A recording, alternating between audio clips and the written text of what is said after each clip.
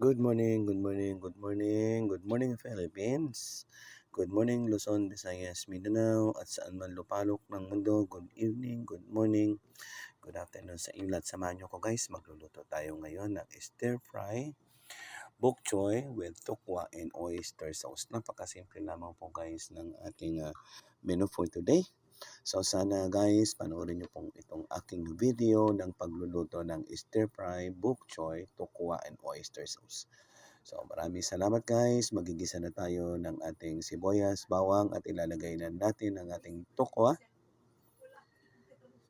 So ayan, yung tokwa na yan guys ay hiniwa-hiwa ko na lamang po guys ng maliliit para mas masarap siya pag nasipsip ng oyster sauce. So ayan guys. Napakasarap ito guys. Bibihira lamang ako to guys na magluto dahil nag-request po ang aking mga anak na magluto ako ng ganito.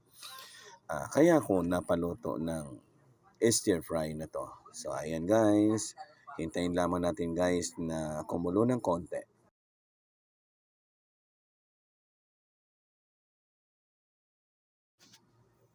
So ayan, atin ang ilalagay ang aking tinunaw na oyster sauce. Ayan, ilalagay ko na siya, ihalo ko na siya ng konti, nilagyan ko siya ng konting water. Ayan, para mas masarap ang medyo may sabaw. So ayan, ihalo na natin guys.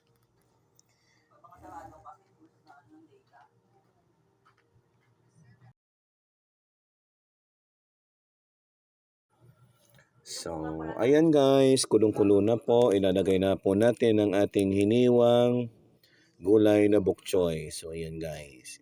Ilalagay na natin. Napakabilis lang nito guys lutuin. Huwag masyadong lutong-luto. Ayan. Kahit ano to, half cook lamang po ito ay masarap na gulay. Napakasarap nito guys. Instead na pechay ang ginamit ko, ito po ang ginamit ko guys ay bok choy. So ayan, maraming salamat.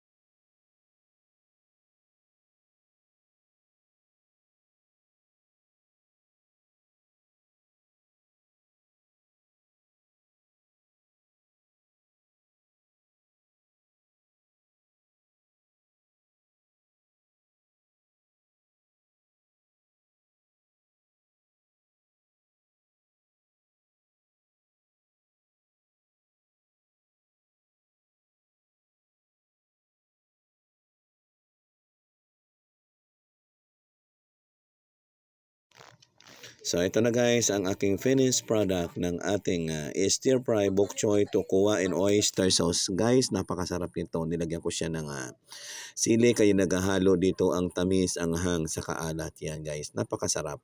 So maraming salamat. Thank you for watching. Bye!